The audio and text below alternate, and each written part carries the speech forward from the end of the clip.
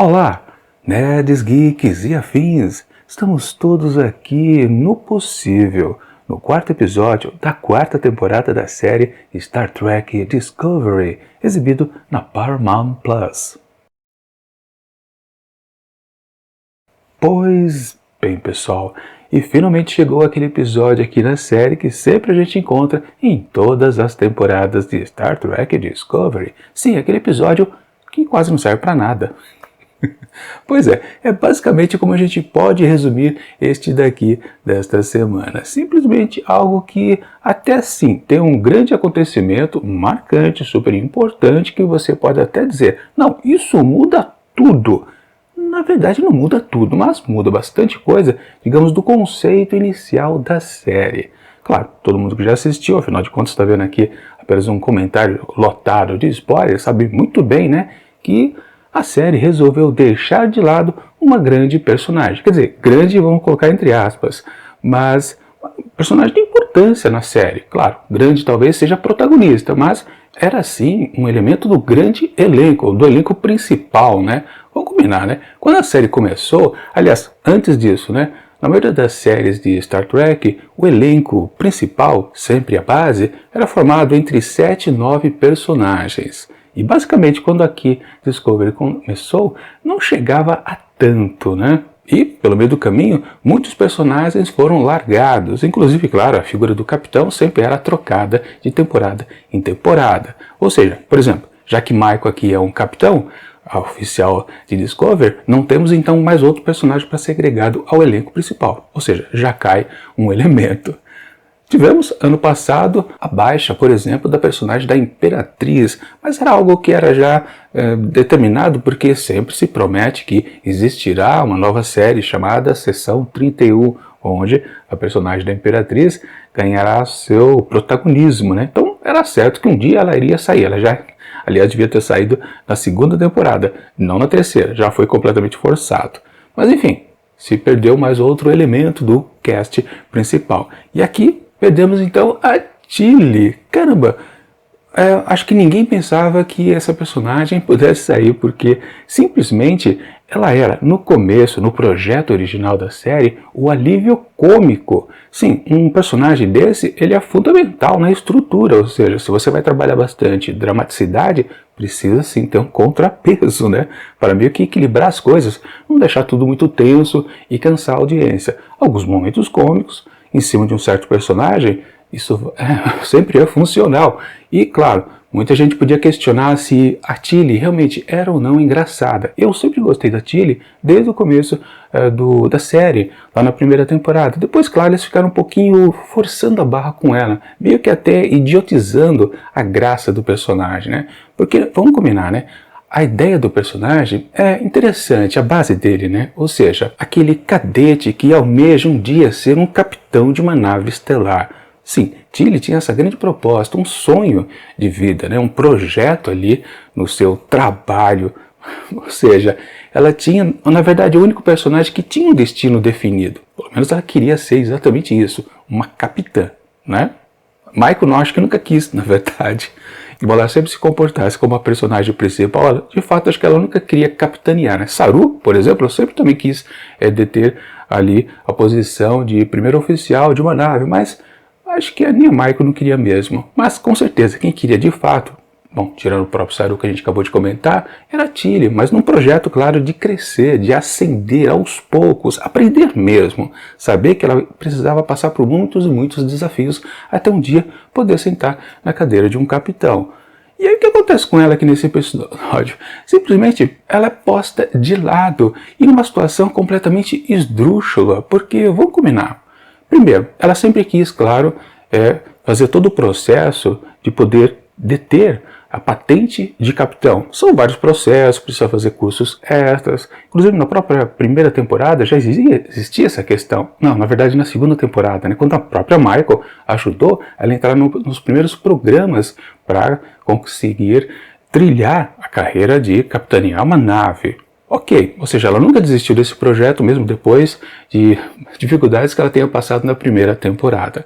Mas agregado a isso, a personagem sempre se destacou no campo científico. Ela muito mais parecia, em muitos momentos, uma chefe de engenharia do que qualquer outra coisa ali dentro da Discovery. Bom, claro, a gente pode lembrar, por exemplo, da grande personagem, a Janeway, lá de Star Trek Voyager, que era, sim, uma capitã com uns toques de engenharia muito evidentes, ou seja, não era exatamente uma certa novidade, então, para a franquia. Ela podia ser ainda desejosa de ser uma capitã, mas desenvolver todo o seu lado científico. Mas como é que agora ela diz que ela está numa construção de frase muito esquisita, né? Ela está desconfortável com sua posição de conforto. Pois é basicamente isso que a personagem disse.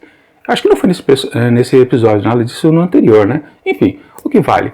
É uma maluquice que foi colocada aqui nessa temporada do comportamento esquisito, né? De Tilly, que não faz muito eco com o que ela já tinha antes. Na verdade, eu até vi um comentário no outro canal que exatamente Tilly, ela nunca esteve numa posição confortável. Eu concordo, realmente, ela sempre foi um personagem que estava completamente inquieta o tempo todo. Aliás, a sua graça vinha exatamente disso. Como é que ela pode dizer que está confortável demais e quer novos ares? Bom, resultou aqui que no final do episódio, já chegando a ele, né? Ela simplesmente, por causa desses desconfortos dela, ela quer trilhar o campo ali da educação, da academia, da frota. Que maluquice é essa? Mas como que ela chega a tudo isso? Do nada, claro. Apenas porque ela viveu uma aventura X aqui nesse episódio, que é, claro, a trama principal dele. Onde vimos, né, que o Dr. Hugh Kubert deu uma dica para ela. Pô, você precisa relaxar, ela tá tentando, mas por que você não sai então de férias, digamos assim? Tira os dias, né? Bom, também havia um certo contexto dado pela Michael, né, que toda a tripulação precisava relaxar, mas até parece um pretexto exatamente para a história da Tilly acontecer por aqui. Não havia uma certa necessidade, aliás, há uma urgência enorme em se resolver o problema lá da distorção gravitacional, ou seja, dispensar os elementos da Discovery não é exatamente uma boa tática, né, Michael? Mas tudo bem, era desculpa para a história da Tilly. De qualquer forma, né? E aí ele dá a ideia de ir para a academia, dar uma descansada por lá. Essa ideia surgiu do nada também. Mas sim, claro, o que importa é que não é somente o fato dela ir para a academia, né? Auxiliar alguns cadetes. O fato é que eles vão para um certo planetinha fazer alguma coisa que não interessa, exatamente, não importa mesmo, o que vale é que eles se acidentam na nave e ficam completamente à mercê das hostilidades ali daquele outro planeta. Não é o que eles desejavam ir, né? Tem um problema de atmosfera, não é exatamente classe M, mas tem uns bichão esquisitos lá que querem comer eles, claro, né? Uma situação limite, que claro também evoca um pouco aquele grande episódio lá dos tempos de Star Trek, a primeira série, a original, onde vimos o primeiro comando do Spock, né, onde ele também caía com uma nave auxiliar junto com outros oficiais ali da frota, e todo mundo ficava com o pé atrás para com ele, né? Não achava que ele, por ser um vulcano, as orelhinhas pontudas, ele poderia comandar ali aquela missão que deu errado. Mas claro, ele se prova capaz e é um excelente episódio. Eles tentaram emular isso, aquela coisa quase perfeita que existiu antigamente aqui? Não. Mas eles evocam só pra gente ficar com aquela sensaçãozinha de contato e meio que associar, se isso aquilo lá do passado era bom, isso aqui também, como se aproxima, também é bom. É um truque velho, né? Mas, ok. Claro que a situação ali completamente sem sal. Aí, a história daqueles 3 cadetes ali é um horror, para falar a verdade. Tudo forçado, né? Claro, no grande contexto temático, que as coisas só vão para frente se todo mundo se unir, não dá para ter aquela individualidade, e patati, patatá. Uma história bem cansada sendo vendida por ali, né? Mas era a história principal aqui do episódio. Bom, a gente precisa analisar que a situação em si, tudo bem, eles acabaram se salvando naquele esquema também um pouquinho forçado, só funciona o comunicador se você subir o morro para ficar exposto para os bichos que vão te comer, enfim, nada daquilo se sustenta muito, mas ok, vai. O objetivo principal do roteiro é fazer com que a Tilly tenha uma nova posição, uma nova perspectiva de vida. E aí vem o absurdo completo depois, quando lá o personagem do David Cronenberg, que é o Kovic, né? Acho que é assim que fala o nome dele. Aliás, por que ele tá lá na academia? Eu não entendi. Ele não era, acho que, quase uns assuntos misteriosos, investigações esquisitas. lá da frota, por que ele está na academia agora? Não entendi, mas enfim, ele acaba dando a ideia para Tilly, ó, se um dia você quiser vir para cá, trabalhar por aqui, ensinar os cadetes, sua experiência, que experiência que Tilly tem?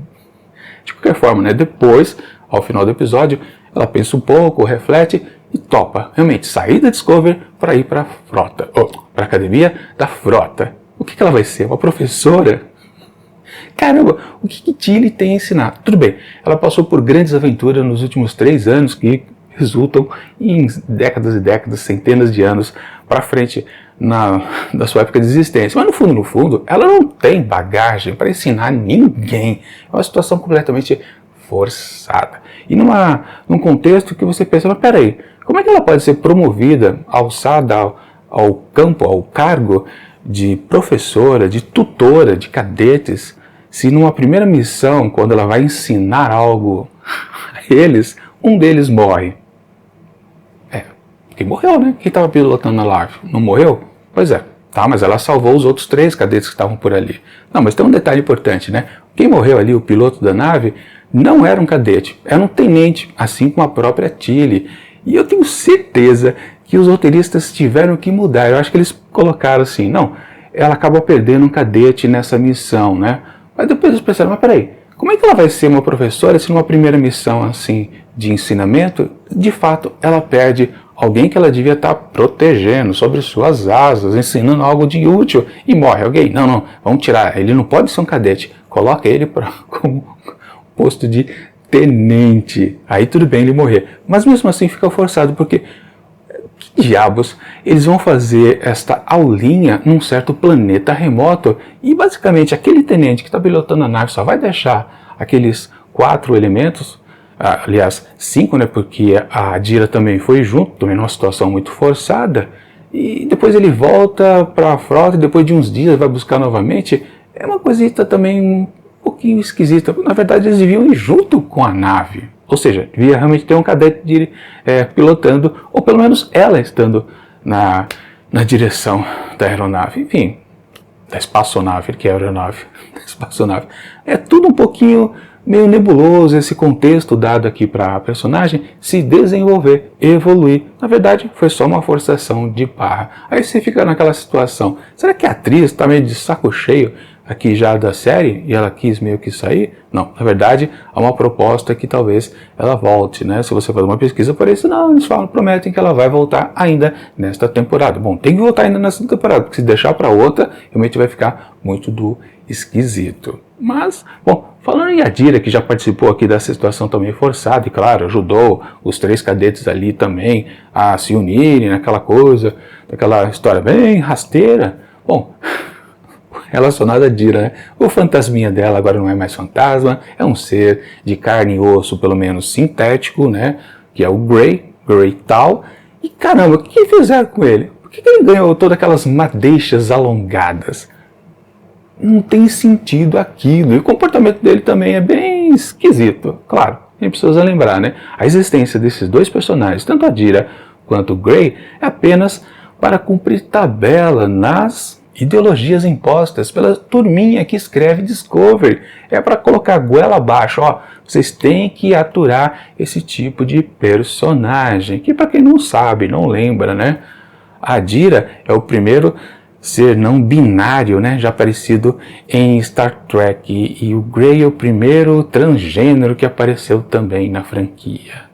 Na verdade, se você for pesquisar, você vai descobrir que outros personagens que já existiram entre tantos e tantos episódios, mais de 700 episódios, já se enquadravam nesses 2 conceitos. Mas eles querem vender que estão inovando Star Trek, exatamente empurrando na gente esse tipo de personagem ali. Só que aí você fica pensando, tá, eles querem colocar essa questão de minoria, patati, patatá também, mas eles aproveitam os personagens, eles colocam os 2 em histórias interessantes, que eles evoluem, passam alguma mensagem duradoura. Não, eles nunca fazem isso, porque qual é a utilidade de Adira e Grey aqui dentro da 4ª temporada? Bom, já não existe utilidade nenhuma na 3ª, agora realmente não serve para nada. E agora que ele deixou de ser um fantasminha, o que ele virou? Apenas por enquanto um detentor de um cabelo esquisito e nada mais disso. Enfim, fazer o quê, né? Assim, quem mudou bastante, a gente pode considerar que é o personagem do Doutor, que agora ele está oficializado. Ele é o conselheiro da nave. Inclusive, nesse episódio, vocês repararam, ele não usa mais o seu uniforme branco. Pois é, ele deixou realmente de ser um médico ali. Discovery, ele é um conselheiro. E aquele ambiente onde ele atende, digamos assim, tanto a Tilly quanto o Book, o que é? Ali não é o quarto dele junto com o Stamets, né? Me parece que é um outro ambiente, talvez um consultório mesmo, aos modos também do que era Deanna Troi lá em Nova Geração, a bordo da Enterprise. Ela não atendia só no seu aposento, né? Acho que ela tinha uma salinha também que podia chamar de consultório, né? Acho que era isso, né? Acho que era, enfim, mas o que vale é que o Hugh agora é um psicólogo da nave, ou ao menos um conselheiro, digamos assim. Só que aí, na conversa com o Tilly, é um certo chove não molha. Mas é pior ainda quando ele fala com o Book, que ainda está com drama. Caramba, a dor dele já não foi resolvida no outro episódio, por que ele está ainda teimando em sofrer à toa? E basicamente a gente pode colocar então que a história do Book, claro, atrelado também ao Wilk, é completamente dispensável. É só um repeteco do que havia na história passada, meio que para prolongar exatamente o sofrimento desse personagem. Ou seja, em vez de você fazer com que os personagens anteriormente principais do elenco ganhem destaque, você dispensa a Tilly, e faz com que o Book, que é um personagem novo, ganhe bastante destaque. Por que isso? Porque eles querem ferrar, claro, com os personagens antigos. E esse episódio aqui é bem claro, dispensa a Tilly. Mas espera aí, ela é o alívio cômico. Não tem problema, nós temos outros. Nós temos a Dira, nós temos Grey, nós temos sempre esqueço o nome dela, a Reno. Ela não apareceu ainda aqui nessa quarta temporada, mas pode apostar, ela vai estar presente no episódio seguinte. E também, claro, com a necessidade que se a própria Tilly não está mais trabalhando com o Stamets, aliás, ela até reclama, né? Bom, o Stamets vai sentir a meia falta, não posso ir lá para a academia. Então, exatamente, se ela vai sumir do mapa, a Reno tem que aparecer para ajudar o Stamets lá nos cálculos de engenharia, né? O poder da matemática, né? Ficou famosa essa frase da boca da Tilly, para você ver que realmente ela nunca passou pela cabeça dela um dia ela ir para a academia para ensinar alguém alguma coisa. Porque, claro, né, ela tem que estar lá numa posição de ensinar alguém, de ser tutora dos cadetes. Ela não está lá para limpar o chão ou fazer estudos científicos. Não, né? Ou pode ser que sim, pode ser que ela volte, porque lá, com a infraestrutura da academia, ela possa descobrir algo que Stamets não descobriu. Mas seria forçado, né? Ou seja, é só para tirar o personagem de cena mesmo e poder dar destaque a outros mais interessantes para os roteiristas aqui, para a visão de Alex Kurtzman, né? Para valorizar a Dira, Grey, Book. Bom, Michael sempre é valorizada, né? Falando nela, né? Ela também estava aqui numa trama completamente, que não serve para nada, é só uma encheção de linguiça. Aquela situação ali, naquele contexto de ela precisar fazer uma tarefa para assumir o lugar do almirante que estava indisposto, né? Caramba, que situação também bizarra, né? O pessoal chiou muito no episódio anterior, quando a Tilly meio que regurgitou lá macarrão, né? Macarrão com queijo, acho que era isso, né? E agora o almirante tem um desconforto, que um verme está crescendo dentro dele, né? Precisa maturar para poder tirar o verme. Que coisa absurda. Não era só falar que o almirante estava numa missão um pouco mais forte do que importante, do que está lá naquela reunião entre os membros ali da federação para ver se Nivar entrava ou não na pendenga. Caramba, a própria situação, né? Por que Nivar precisa aquela coisa, não, eu quero sair quando eu quiser e não vou fazer mais nada, não preciso nem dizer tchau para vocês. Uma situação um pouco absurda. Claro, a solução dada, inventada por Michael, foi mais bizarra ainda, porque ela vai servir de árbitro, porque ela tem metade, né, ali do seu conjunto de ser uma capitã, que ela pertence à própria frota, e também porque ela tem um vínculo com Vulcano, que agora virou Nivar, mas ela tem os dois lados da moeda, então ela pode ser um representante. E aí Michael no futuro, quando houver alguma pendenga que Nivar queira sair ou não, ela vai ser a pessoa que vai decidir. Não, vocês realmente podem sair, tem o meu aval. Ou o contrário. Uma coisa completamente absurda. Esse contexto aqui, se não for aproveitado no futuro em alguma situação bem específica, será de uma inutilidade completa. Foi apenas para enrolar, encher linguiça, literalmente. Assim, e outro também absurdo nessa parte da história, exatamente como que ela se enfiou nessa situação. Apenas por uma situação completamente maluca lá da presidente da federação. Ela, em vez de dizer, Michael, eu preciso que você interfira no processo ali de Nivar entrar ou não na federação. Foi dito para mim que eles talvez sejam forçados a desistir por conchavos políticos. Ok, beleza. Mas por que ela não disse isso exatamente para Michael? E Michael podia dizer, né, junto com Saru, não, nós não temos como resolver esse problema, um problema diplomático. Como a gente vai resolver isso? Nós temos que resolver o probleminha lá da anomalia gravitacional. Eu tenho mesmo que ir para lá fazer esses conchavos políticos. Ela podia ser forçada nesses termos, mas não. Teve todo aquele rococó de falar que o almirante está doente, então ela tem que ir para lá e levar Saru junto, ou seja, os dois oficiais da Discovery têm que ficar numa situação completamente absurda. Mas a coisa pior é porque ela saca que tem algo errado, justamente por causa dessa desculpa esfarrapada de o almirante não poder participar. Caramba, que maluquice é essa, né? Olha o processo que a presidente da federação se valeu para poder chamar Michael, que somente ela poderia resolver a situação. Eu vou mentir para ela, vou deixar ela sacar sozinha, eu tenho que torcer para ela ser uma pessoa completamente inteligente, sagaz, super da esperta e ter uma solução para o problema, que eu já sei qual que é.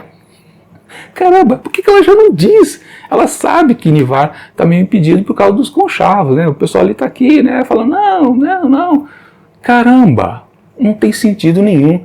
Todo esse arco aqui relacionado à discussão se Nivar vai entrar ou não, é ridículo, é um absurdo.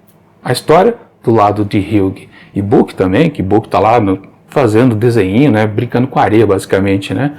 Também uma coisa completamente forçada que já havia sido resolvida no episódio anterior. A sequência de Tilly e seus cadetes, uma coisa super forçada só para tirar ela da série por alguns episódios, provavelmente. Ou seja, traduzindo, esse episódio aqui é um fiasco, uma coisa ridícula que não tem como a gente aproveitar. Claro, tem uma grande mudança. Qual é? Saiu um personagem principal da série. Mas tirando isso, não tem nada que se aproveite. É tudo coisa jogada ao léu, que não serve, não tem estofo, não tem conteúdo, não altera as coisas de fato.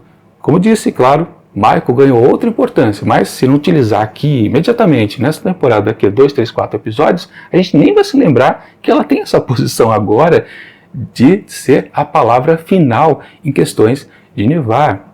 E Book vai ficar sempre nessa de ficar se repetindo na sua dor, coisa repetitiva, que já está cansando, né? Enfim, um episódio, na minha opinião, que não serve para nada, é por enquanto o pior aqui da 4ª temporada. E portanto, para esse episódio, que tem o título de Tudo é Possível. Realmente, com Discovery, tudo é possível, né? Inclusive as coisas mais idiotas possíveis. Portanto, para esse 4º episódio, eu atribuo apenas a pior nota por enquanto. 1,5 asteriscos. E tá muito mais do que merecia mesmo, viu? Mas enfim, tem umas coisinhas, sei lá, que salva. Nem sei o que salva nesse episódio, pra falar a verdade. É isso.